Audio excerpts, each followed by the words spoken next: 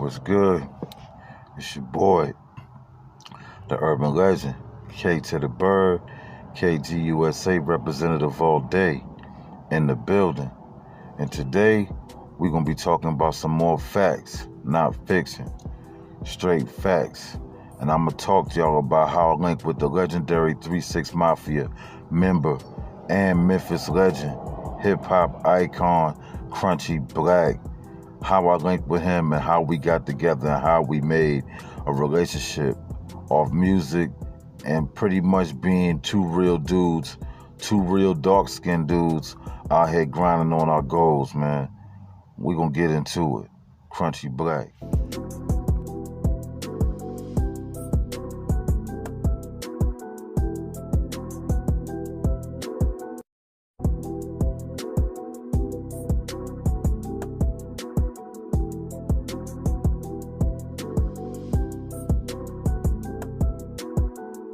Alright, Crunchy Black, man. If y'all don't know who Crunchy Black is, y'all probably been living under a rock for the last 10, 20, 30 years. Crunchy Black is a member of the 3-6 Mafia, man. 3-6 Mafia, legendary hip-hop group in the South, multi-platinum group, major platinum plaques they brought back to the projects in Memphis. Their first album they put out, man, was Mystic Styles. Mystic Styles. That was the first album they dropped. You know what I mean? It was gothic, but it had that, you know what I mean? It had that gruttiness to it, that South. It was something different about their beats, you know what I mean? It was like they took the samples and they put some soul in it, and they also took some damn horror film movies and put them samples in the shit and put some soul and some beats to that shit, man. And that shit is a classic. And the second album they dropped after that, man, The World Domination. And that's when Crunchy Black pretty much started to shine his most, you know what I mean? He was on the track, Tear the Cub Up, Tear the Cub Up. He did the chorus, and he had not the last verse, the second to last verse, but his verse was killer, man.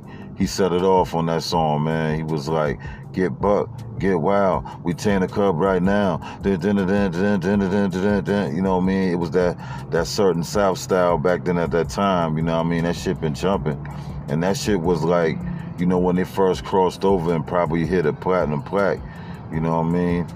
But anyway, you know, they kept on doing what they was doing, you know what I mean? Crunchy Black been known for being on songs like Tongue Ring, you know what I mean, off another 3-6 Mafia album, which that one went platinum. Also being on the song Pop My Collar, you know what I mean, the one they won a Grammy for, is Hard Out Here for a Pimp. He was on that shit too, you know what I mean? He just known as being a legendary artist contributing to the group, and he always had this dance called the Crunchy Walk. You know what I mean? He would do the Crunchy Walk. When he do the Crunchy Walk, niggas already know it's about to get turned, man. And Crunchy used to be going hard on the stage with that Crunchy Walk. And that's a big thing in Memphis, you know what I mean? He started that wave.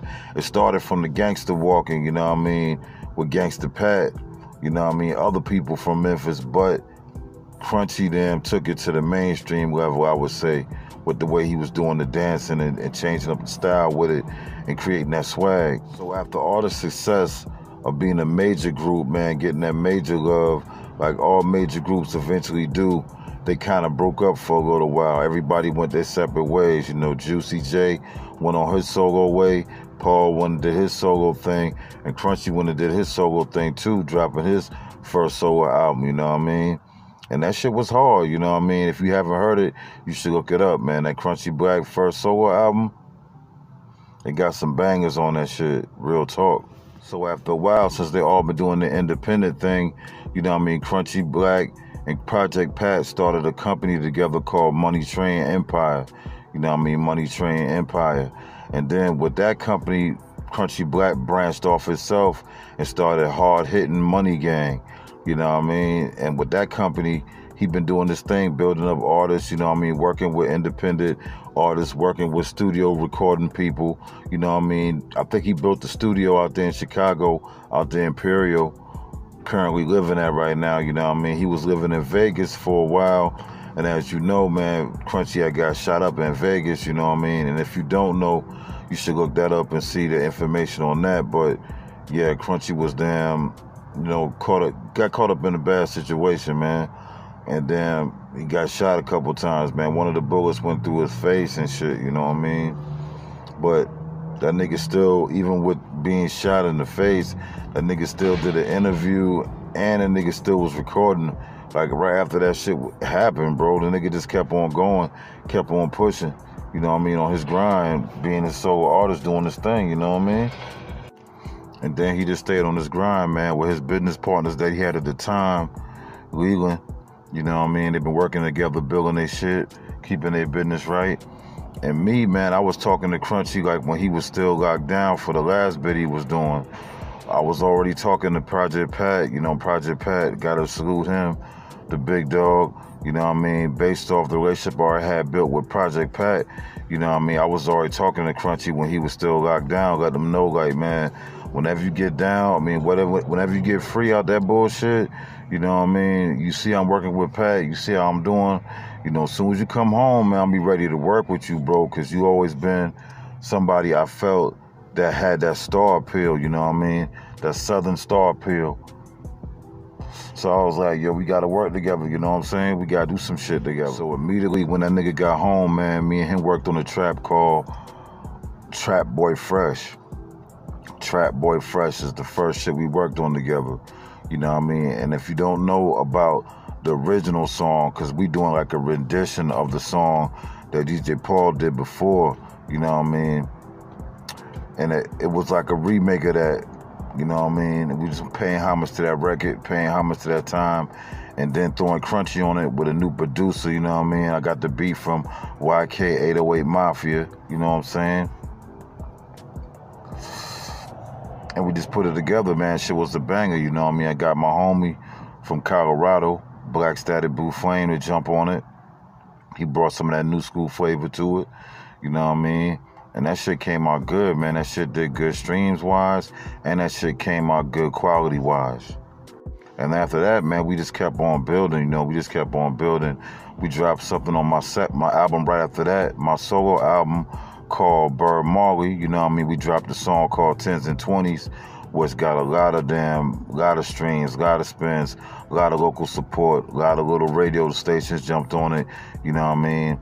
It was a good song, you know what I mean? It was working good on the market. And if you haven't heard that, you need to check that out, man. That Bird Marley album is a classic, man. That's that Bird Marley Volume 1. It's a motherfucking classic. And after that, man, we just kept on doing more shit, you know what I mean? I did a song with him called All Day.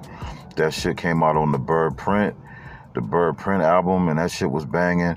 So I was like, man, me and Crunchy always working together. So I said, man, let's just lock in and do a whole album together, big dog. And he was like, man, Crunchy wild. He got a wild personality, man. I love Crunchy personality. He be saying the most craziest shit, bro.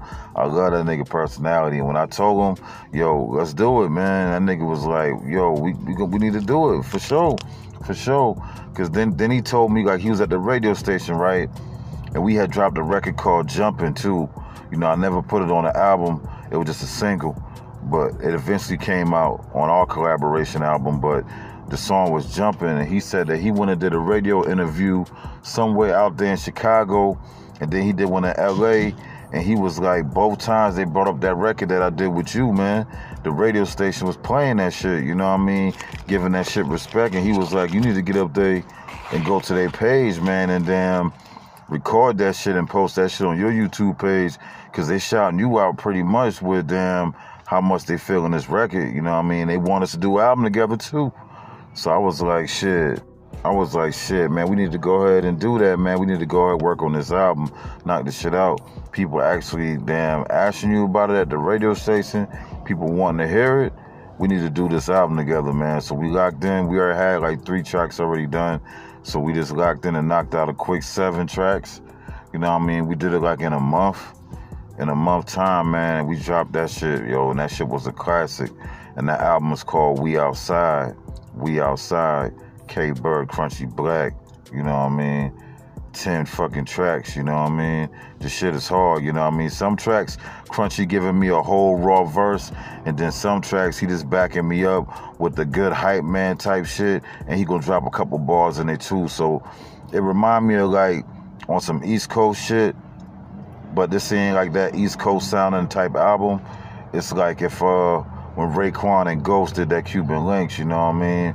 Even though it was Raekwon's album, Ghostface was co-starring in that shit, you know what I mean? And that's how this We Outside is. It's K-Bird and Crunchy Black, you know what I mean?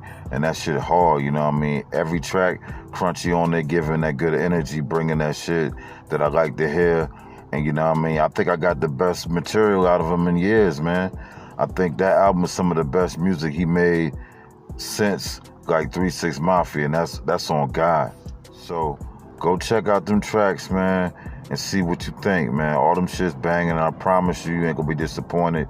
And go check out, you know what I mean, anything that Crunchy Black into right now. I see he got a new Vlad video going on right now, and that's still the homie, you know what I mean? We still chop it up. We still working right now, you know what I mean? I just ain't dropped none of the music yet, but we still definitely always working, man. Crunchy Black is a real homie, man. He always be making jokes about us being the two darkest niggas in the game, you know what I mean? Us being the two dark-skinned niggas, so we gotta look out for each other, man. We gotta look out for the dark-skinned brother. So I fuck with him, you know. And the first time I met Project Pat, he used to tell me, like, you remind me of Crunchy, but you more calm, laid back, and you got a different accent. But he was like, man, you remind me of Crunchy, that dark-skinned dude that's always in the cut, you know what I mean? That might snap, but gonna play it cool, you know what I mean? So shout out to Crunchy for fucking with your boy K-Bird. We've been fucking with each other for years, about 5, 6 years now, working, doing what we doing, man. And I know y'all saw that Crunchy, them boys did the verses, and they killed it with Bone Thugs and Harmony and shit, you know what I mean, a while back. And Crunchy still be grinding, dropping interviews with Vlad, Cam Capone, you know what I mean? He a real G, and he always stay about his bread, and I respect that, you know what I mean? I respect that.